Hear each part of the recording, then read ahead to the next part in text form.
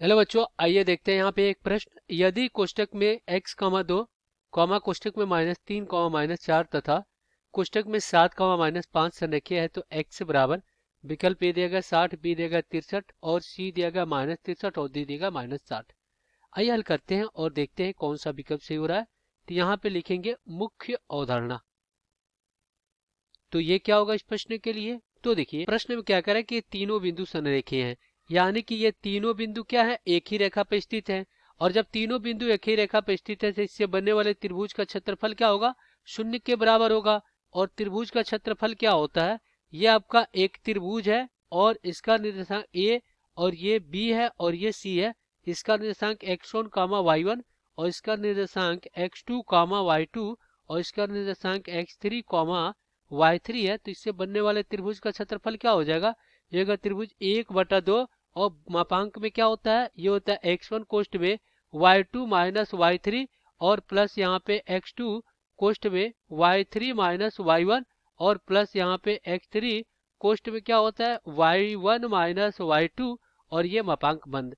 अब हम क्या करेंगे, दिए गए प्रश्नों को हल कर लेंगे। चलिए यहाँ पे सबसे पहले जो बिंदु दिया गया x,2 और यहाँ पे कॉमा -3 कॉमा -4 तथा यहाँ पे एक बिंदु दिया गया 7 कॉमा कितना -5 और ये संरेखीय है तो क्या हो जाएगा, ये हो जाएगा त्रिभुज 1/2 मापांक में x1 कितना x है और फिर y2 माइनस y1 तो y2 कितना है -4 तो हो जाएगा -4 और y2 माइनस y3 तो ये क्या है -5 तो ये हो जाएगा +5 और ये प्लस में क्या हो जाएगा यहाँ पे x2 क्या है -3 तो ये हो गया -3 और कोष्टक में y3 तो -5 और y1 कितना आपका ये है 2 तो ये हो जाएगा -2 और फिर प्लस यहाँ पे x3 क्या है 7 और फिर y1 माइनस y2 तो y1 कितना आपका ये है आपका 2 तो ये हो जाएगा 2 और y2 कितना है ये है -4 तो ये हो जाएगा +4 हो जाएगा और ये कोष्ठ बंद और ये मापांक में।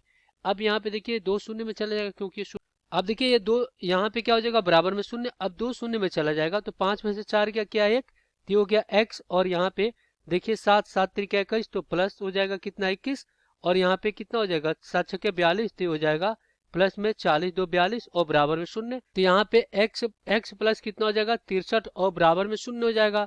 तो इस प्रकार जो x का मान कितना आ गया, ये आ गया -63। तो ये -63 क्या हो जाएगा आपका उत्तर हो जाएगा। अब हम क्या करेंगे, विकल्प में देख लेंगे कौन सा विकल्प सही हो रहा है। तो देखिए यहाँ पे विकल्प सी सही हो जाएगा। आशा करते हैं बच्चों ये प्रश्न आपको समझ में आया होगा। धन्यवाद।